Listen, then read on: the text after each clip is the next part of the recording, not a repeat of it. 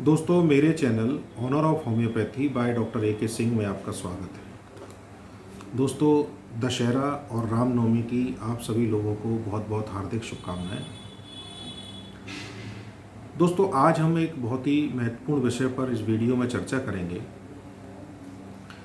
कई सारे पेशेंट दोस्तों ऐसे होते हैं जो अपनी डिफरेंट डिफरेंट डिजीज़ के लिए कई सारे इन्वेस्टिगेशन करा चुके होते हैं, ब्लड रिपोर्ट्स करा चुके होते हैं, एक्सरे करवा चुके होते हैं, इवन सीटी स्कैन एमआरआई तक करवा चुके होते हैं, लेकिन उनमें कोई प्रॉपर फाइंडिंग्स नहीं आती हैं जिसके बेस पे उनको इलाज दिया जा सके। अगर इन रिपोर्ट्स में कोई फाइंडिंग आती हैं तो उसके बेस पे ट्रीटमेंट शुरू हो जाता है, लेकिन अगर फाइंडिंग्स नहीं आती हैं तो एक चिंतनीय विषय होता है कि अब वो क्या करें।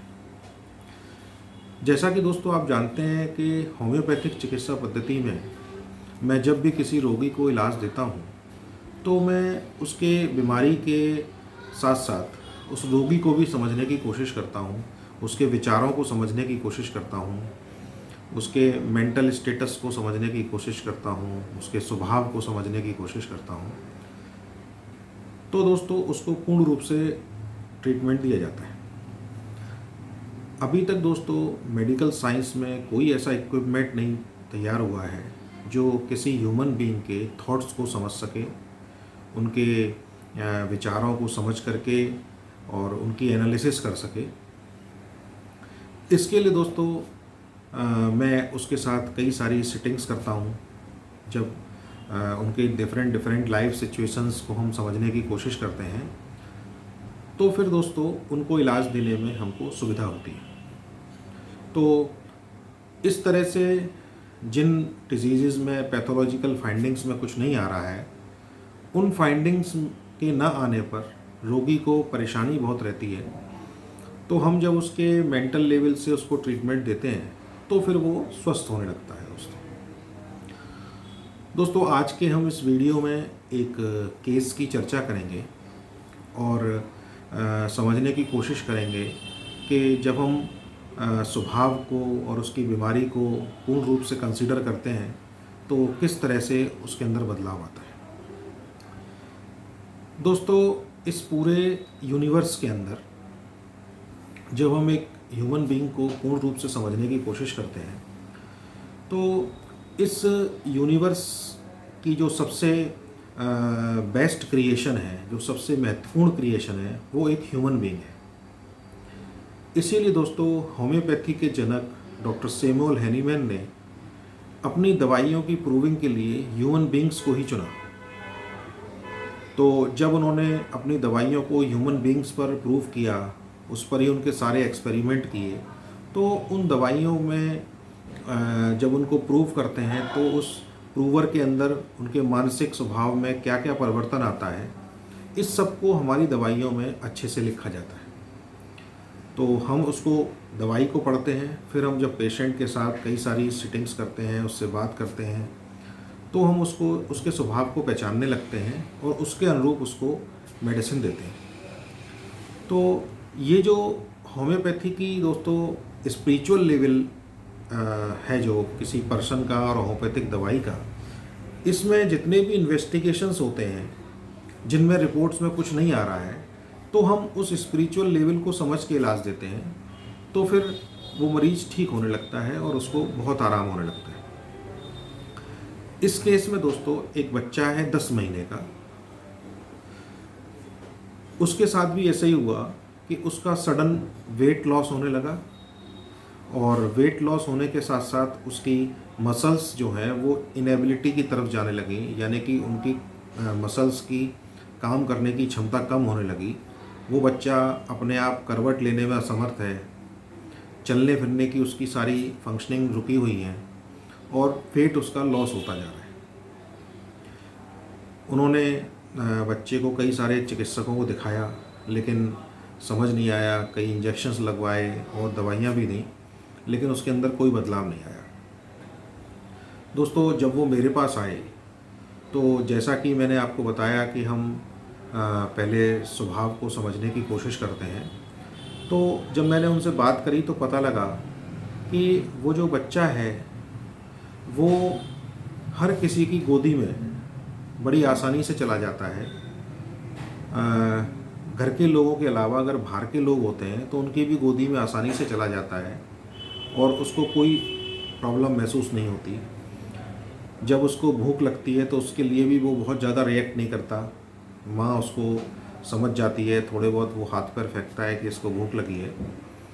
तो ये बड़ा शांत स्वभाव का बच्चा है, हर किसी के पास आसानी से आ जाता है, इसके अंदर किसी तरह का कोई रिएक्शन नहीं है। तो ऐसे बच्चे को दोस्तों हम लोग डिलीजेंट, एक हमारे यहाँ सिम्टम होता है, हम डिलीजेंट मानते हैं। और उसका हमने जब और डिटेल्स पता करी तो पता लगा कि गर्मी उससे बर्दाश्त नहीं होती है। गर्मी जब भी उसको थोड़ा बहुत भी गर्मी लगेगी तो वो बहुत चादर ऊपर से हटा देगा और पंखा उसको चाहिए, कूलर में वो अच्छा महसूस करता है, रात में सोते समय चादर ऊपर से हटा देगा। तो दोस्तों ये जब हमने उसकी पूरी एनालिसिस करके पता किया कि एक तो वो डिलीजेंट है और गर्मी उससे बर्दाश्त नहीं होती, तो ऐसे रोगी को हम हॉट लेते हैं कि वो हॉट है। और डिटेल्स दोस्तों मैंने पता करी तो हम एग्जैक्ट कारण तक पहुंचने की कोशिश करते हैं कि यही कारण है, इसी वजह से इसके अंदर ये बदलाव आया।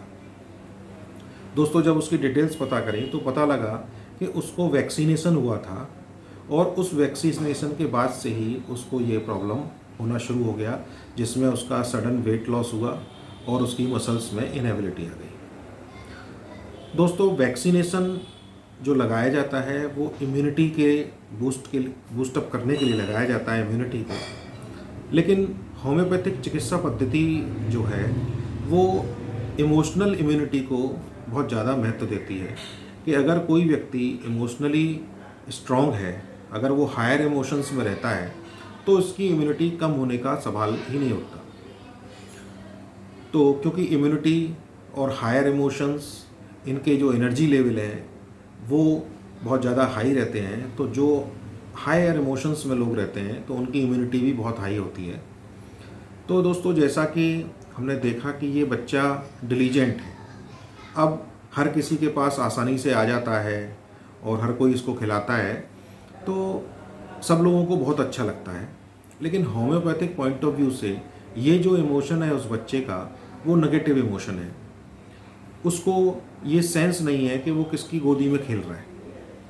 जबकि बच्चा होता है तो वो 6 महीने, 5 महीने, 4 महीने बाद से ही वो पहचानने लगता है कि ये मैं किसके हाथ में हूँ।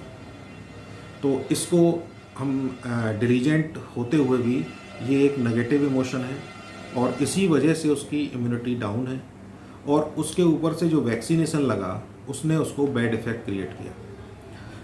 दोस्तों वैक्सीनेशन के अगर बैड इफ़ेक्ट्स किसी बच्चे में आते हैं तो होम्योपैथिक चिकित्सा पद्धति में बहुत सारी ऐसी दवाइयाँ हैं जो उनके बैड इफ़ेक्ट्स को ख़त्म कर देती हैं। तो मैंने दोस्तों बैड इफ़ेक्ट ऑफ वैक्सीनेशन के ऊपर जो दवाई है उनमें से जो दवाई डिलीजेंट है, जो दवाई हॉट है, वो उसके लिए सेलेक्ट करी। जब उसको मैंने दिया तो 10 दिन में ही उसके अंदर काफ़ी बदलाव आ गया, उसका वेट बढ़ने लगा और अब वो जो पहले करवट नहीं ले पाता था वो करवट लेता है और चलने की कोशिश करता है। तो मैं अभी पेशेंट की मदर का आपको रिव्यू इस वीडियो के एंड में दिखाऊंगा। दोस्तों होम्योपैथिक चिकित्सा पद्धति में जब पूर्ण रूप से रोगी को समझकर, उसके स्वभाव को समझकर इलाज दिया जाता है तो ऐसी बीमारी जो कि असाध्य रोग में धीमे धीमे बढ़ रही है, ये जो बच्चे की बीमारी है वो असाध्य रोग की तरफ बढ़ रही है और धीमे धीमे अगर उसको इसी लेवल पे इलाज नहीं दिया जाता तो वो एक ऑटो इम्यून डिसऑर्डर का स्वरूप ले लेती और उसको ठीक करना फिर बहुत कठिन होता, क्योंकि बच्चा ग्रो करता उसके साथ और भी उसके इमोशंस जुड़ने लगते। तो मैं इस वीडियो में दोस्तों आपको उनकी मदर का रिव्यू सुनाता हूँ और उसको सुन के आप देखेंगे कि होम्योपैथिक चिकित्सा पद्धति में कोई रोग जितनी तेज़ी से आता है वो उतनी तेज़ी से ठीक भी हो जाता है। तो अब आप उनकी मदर का रिव्यू सुनिए। इस बच्चे को इससे पहले इसका वजन 800 ग्राम 8 7 किलो किलो 700 ग्राम था। फिर 1 महीने बाद इसका 6 किलो हो गया। फिर उसके बाद हमने इसे दिखाया तो दवाई कराई। अब 1 हफ्ते में इसका वजन 7 किलो 300 ग्राम हो गया है और बहुत ही चंचल हो गई है। और क्या अंतर आया इसमें पहले से? अंतर ये है खाने पीना खाने लग गई। अच्छा। हाँ, और बिस्कुट ये वगैरह। चल नहीं पाती थी? हाँ, पहले तो बलदा भी नहीं ले नहीं पाती और अब तो बहुत बदलाव आ चुका है। हैं अब क्या करती बहुत है? बदलाव आ चुका है। हाँ। अब तो खड़ पकड़ के खड़ी हो जाती है।